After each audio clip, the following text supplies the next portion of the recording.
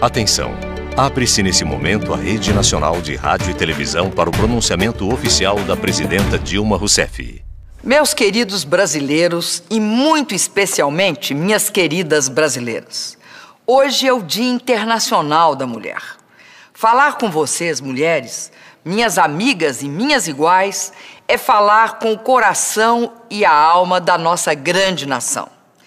Ninguém melhor do que uma mãe, uma dona de casa, uma trabalhadora, uma empresária, é capaz de sentir em profundidade o momento que um país vive. Mas todos sabemos que há um longo caminho entre sentir e entender plenamente. É preciso sempre compartilharmos nossa visão dos fatos. Os noticiários são úteis, mas nem sempre são suficientes. Muitas vezes, até nos confundem mais do que nos esclarecem.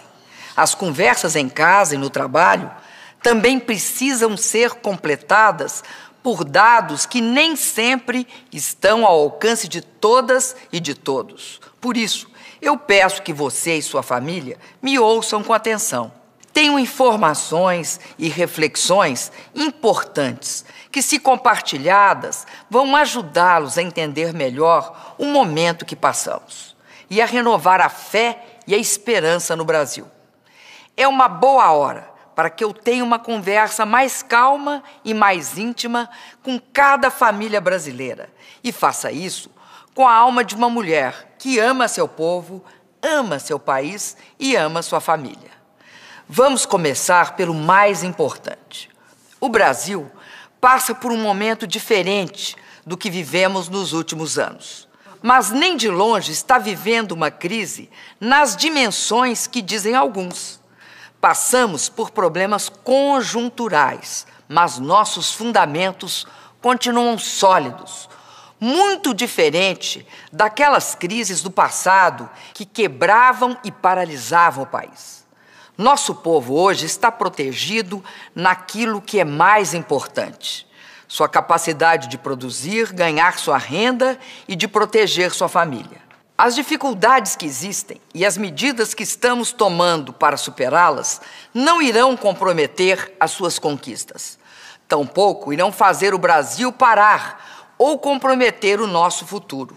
A questão central é a seguinte: estamos na segunda etapa do combate à mais grave crise internacional desde a Grande Depressão de 1929. E nesta segunda etapa, estamos tendo que usar armas diferentes e mais duras daquelas que usamos no primeiro momento. Como o mundo mudou, o Brasil mudou e as circunstâncias mudaram, tivemos também de mudar a forma de enfrentar os problemas. As circunstâncias mudaram porque, além de certos problemas terem se agravado no Brasil e em grande parte do mundo, há ainda a coincidência de estarmos enfrentando a maior seca da nossa história no Sudeste e no Nordeste. Entre muitos efeitos graves, esta seca tem trazido aumentos temporários no custo da energia e de alguns alimentos. Tudo isso, eu sei, traz reflexos na sua vida. Você tem todo o direito de se irritar e de se preocupar. Mas lhe peço paciência e compreensão, porque essa situação é passageira. O Brasil tem todas as condições de vencer esses problemas temporários. E esta vitória será ainda mais rápida se todos nós nos unirmos neste enfrentamento. Peço a vocês que nos unamos e que confiem na condução deste processo pelo governo, pelo Congresso e por todas as forças vivas do nosso país. E uma delas é você. Queremos e sabemos como fazer isso, distribuindo os esforços de maneira justa e suportável para todos. Como sempre, protegendo de forma especial as classes trabalhadoras, as classes médias e os setores mais vulneráveis. Temos compromissos profundos com o futuro do país e vamos continuar cumprindo de forma inabalável estes compromissos. Minhas amigas e meus amigos, a crise afetou severamente grandes economias como os Estados Unidos, a União Europeia e o Japão. Até mesmo a China, a economia mais dinâmica do planeta, reduziu seu crescimento à metade de suas médias históricas recentes. Alguns países estão conseguindo se recuperar mais cedo. O Brasil, que foi um dos países que melhor reagiu em um primeiro momento, está agora implantando as bases para enfrentar a crise e dar um novo salto no seu desenvolvimento. Nos 6 primeiros anos da crise, crescemos 19,9%, enquanto a economia dos países da zona do euro caiu 1,7%. Pela primeira vez na história, o Brasil, ao enfrentar uma crise econômica internacional, não sofreu uma quebra financeira e cambial.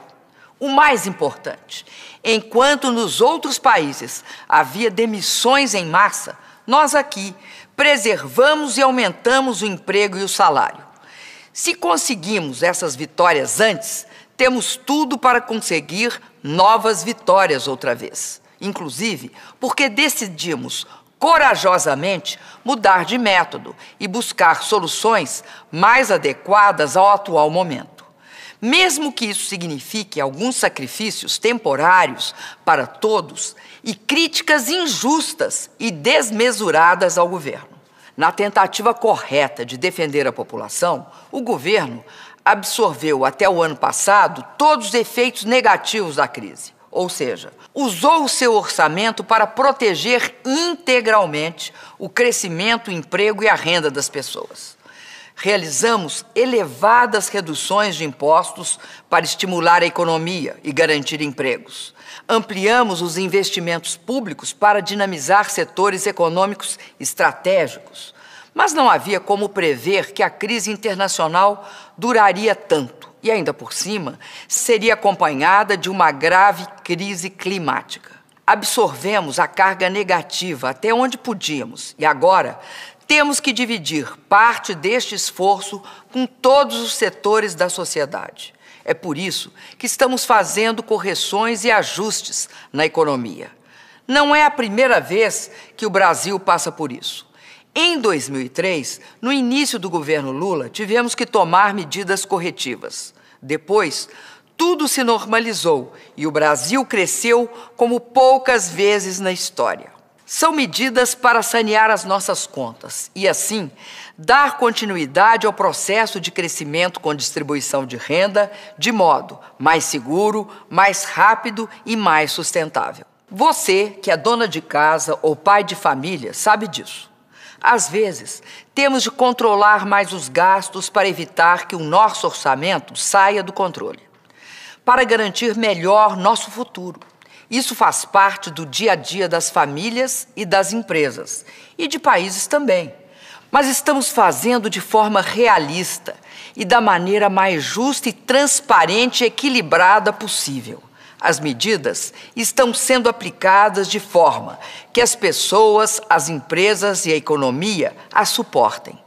Como é preciso ter equidade, cada um tem que fazer a sua parte, mas de acordo com as suas condições. Foi por isso que começamos cortando os gastos do governo sem afetar fortemente os investimentos prioritários e os programas sociais. Revisamos certas distorções em alguns benefícios, preservando os direitos sagrados dos trabalhadores. E estamos implantando medidas que reduzem parcialmente os subsídios no crédito e também as desonerações nos impostos dentro de limites suportáveis pelo setor produtivo.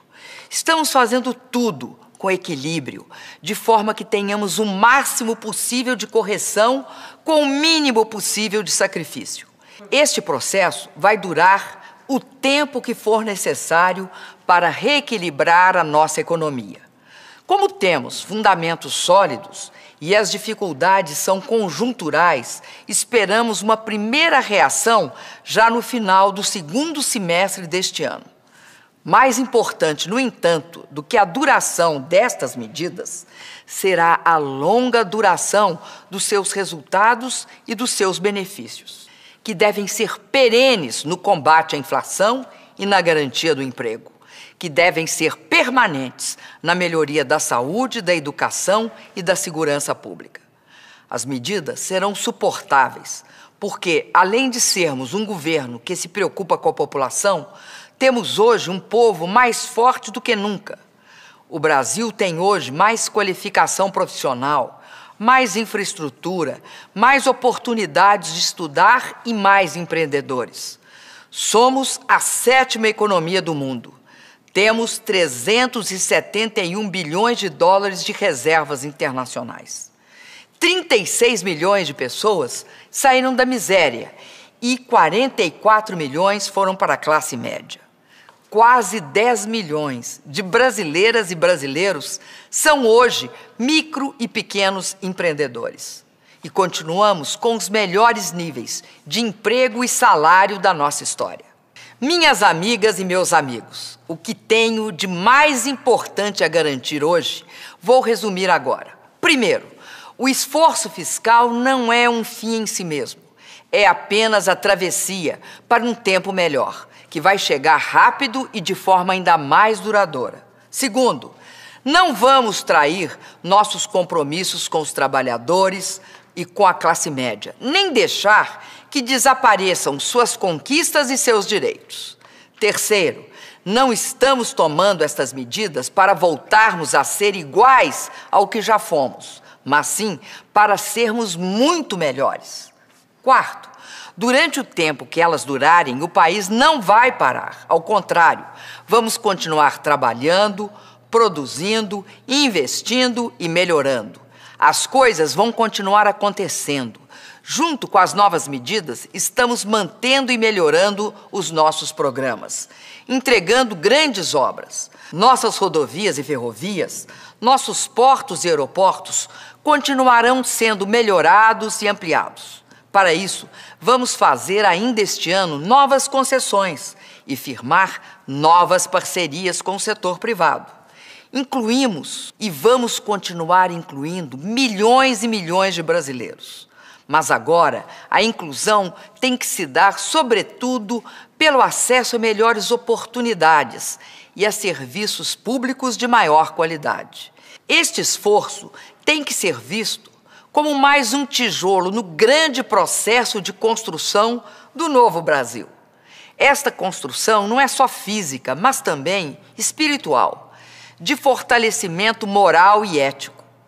Com coragem e até sofrimento, o Brasil tem aprendido a praticar a justiça social em favor dos mais pobres, como também aplicar duramente a mão da justiça contra os corruptos. É isso, por exemplo, que vem acontecendo na apuração ampla, livre e rigorosa nos episódios lamentáveis contra a Petrobras.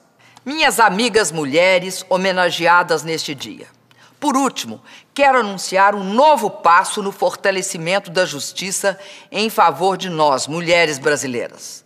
Vou sancionar amanhã a Lei do Feminicídio, que transforma em crime hediondo o assassinato de mulheres decorrente de violência doméstica ou de discriminação de gênero. Com isso, este odioso crime terá penas bem mais duras. Esta medida faz parte da política de tolerância zero em relação à violência contra a mulher brasileira. Brasileiros e brasileiras, é assim, com medidas concretas e corajosas em todas as áreas, que vamos juntos melhorar o Brasil. É uma tarefa conjunta de toda a sociedade, mulheres e homens. Tenho certeza que contará com a participação decisiva do Congresso Nacional, que sempre cumpriu com seu papel histórico nos momentos em que o Brasil precisou. Temos que encarar as dificuldades em sua real dimensão e encontrar o melhor caminho de resolvê-las. Pois, se toda vez que enfrentarmos uma dificuldade, pensarmos que o mundo está acabando ou que precisamos começar tudo do zero, só faremos aumentar nossos problemas. Precisamos transformar dificuldades em soluções, problemas temporários em avanços permanentes. O Brasil é maior do que tudo isso e já mostrou muitas vezes ao mundo como fazer melhor e diferente.